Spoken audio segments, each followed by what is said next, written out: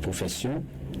Et donc ce n'est pas propre au Bénin, c'est un peu partout. Vous avez suivi la dernière fois le cas du Burkina Faso, et surtout avec le régime militaire qui est en place, la tâche n'est pas du tout facile aux professionnels des médias. Donc le contexte n'est pas facile pour ces journalistes d'exercer leur métier. Et aujourd'hui, quand je reviens dans notre contexte, enfin pour le cas du Bénin, nous avons eu quand même, les rapports avaient mis le Bénin quand même à une position confortable il y a de cela quelques années en arrière. Mais aujourd'hui, on sent que véritablement on a reculé, même si 2023, le Bénin a fait quand même un bond de 9 places en 2023.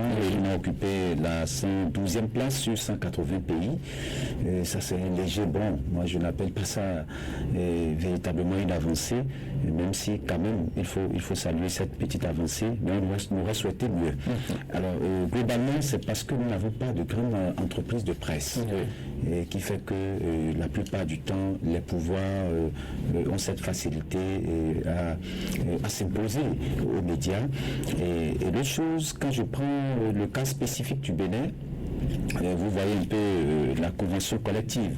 Elle est entrée en vigueur depuis 2017, mais malheureusement ce n'est pas respecté, et de sorte que les journalistes dans leur grand ensemble continuent de vivre dans la précarité, et donc dans ces conditions ils sont exposés à la corruption, et ça sape leur indépendance, parce que lorsque vous n'avez pas les moyens qu'il faut pour vivre, lorsque on vous tend des billets de banque, la tentation est assez forte. Et donc ça, si on met le journaliste dans les conditions qu'il faut, je pense qu'il doit être à l'abri donc de ces genres de corruption. Maintenant, lorsque vous voyez un peu les conditions de vie et de travail du professionnel des médias, et comme je l'ai dit, ça ne concourt pas véritablement à une liberté. Parce que c'est de la liberté aussi, il passe par là. Lorsque vous êtes soumis à un régime, et lorsque vous n'êtes pas une grande entreprise de presse, eh bien, il y a le pouvoir, cette facilité entre griffes de vous manipuler. Et donc, c'est malheureusement ce à quoi on assiste dans la plupart des pays africains et même à travers le monde. Et même si dans certains pays font exception. Donc, il faut qu'on travaille de sorte à devenir cet exemple que ces pays constituent aujourd'hui, les pays où il y a véritablement la liberté de la presse. Alors, Jacques Débé, dans le rapport que RSF a rendu, ce rapport qui date de 2024, rendu public depuis hier, il y a que le rapport souligne qu'il y a une forte pression, en tout cas qui est faite. Les États n'arrivent pas à protéger les journalistes. Reporters sans frontières a souligné également cette année une absence manifeste de volonté politique de la communauté internationale à faire donc appliquer les principes de protection des journalistes. Raoul Gounoukou en parlait tout à l'heure. On évoque le cas par exemple du Proche-Orient, les différents coups d'État où aujourd'hui le journaliste n'est plus libre en quelque sorte en tout cas d'exercer son travail. Oui, vous avez décrit la situation un peu au plan mondial, les guerres, tout ça, les coups d'État, la pression des États, des gouvernants et tout. Mais moi, je voudrais qu'on se focalise beaucoup plus sur nous, notre situation particulièrement au Bénin, parce que, quoi qu'on dise ailleurs, vous sentez que nos confrères se sentent mieux, nos confrères vivent dans des conditions beaucoup plus acceptables, plus honorables, mais globalement, nous, au Bénin, quand vous voyez ce qui se passe ces dernières années, ça ne vaut pas la peine. Nous revenons chaque 3 mai pour faire le même débat, rien ne change. La situation, bien au contraire, s'empire. Vous avez les gouverneurs, les dirigeants qui malmènent les journalistes, qui malmènent les organes de presse. Vous avez les journalistes qui sont emprisonnés, les organes de presse qui sont fermés. Oui.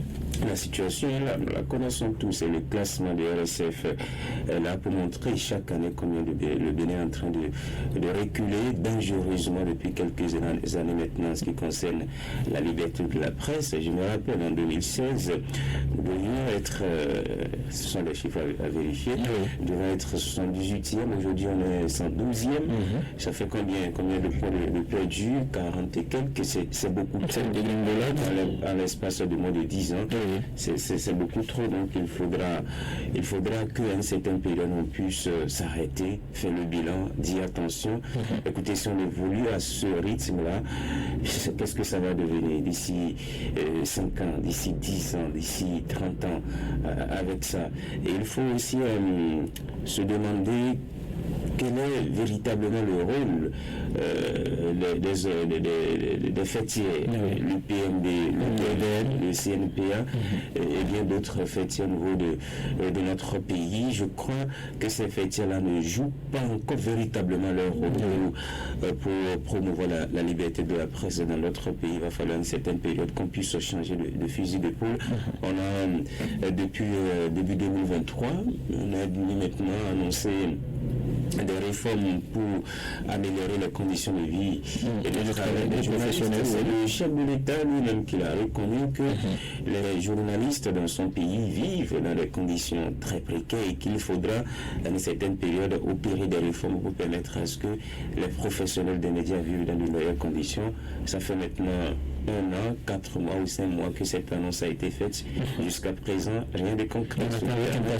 Donc, alors que le mandat du chef de l'État est en train de se gagner, on est à combien, à 2 ans pratiquement de la fin de son règne. Quand est-ce que ces réformes-là vont être appliquées sur le terrain pour qu'on puisse jouir véritablement des fruits? Gros point d'interrogation. La carte de presse, c'est parce que le 9 juin prochain, les journalistes vont se rendre aux urnes pour désigner le conseiller à la HAC qu'on en parle maintenant. Sinon, la carte de presse ne sert pratiquement à rien. Or, c'est une carte qui devrait vous permettre de jouir de certains avantages en tant que journaliste. Vous présentez cette carte-là dans certains milieux, on vous la rejette. Il n'y a pas si longtemps que ça, il a présenté ça au niveau de la police, on m'a dit de sortir notre carte parce que visiblement, ils ne connaissent pas cette carte de presse-là, alors que c'est une carte, c'est délivré par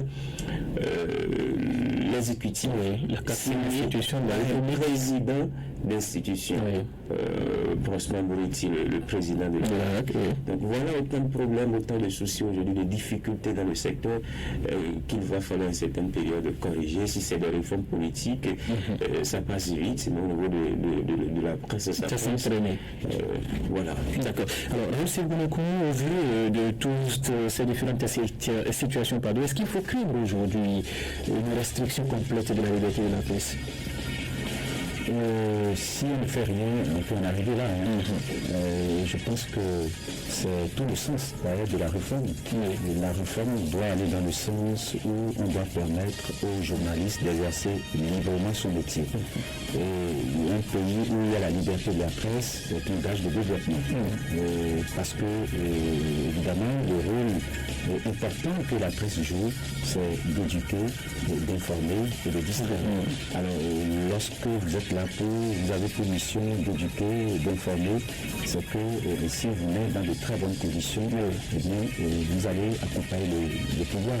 Vous avez vu le rôle éminemment très important joué par la presse en 90 et pour l'avènement de notre pays, de la démocratie. On a vu que c'est des journalistes qui ont accompagné la conférence nationale des forces vives de la nation.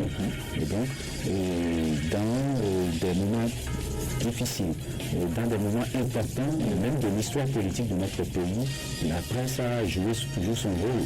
Et il n'y a pas ce gouvernement-là.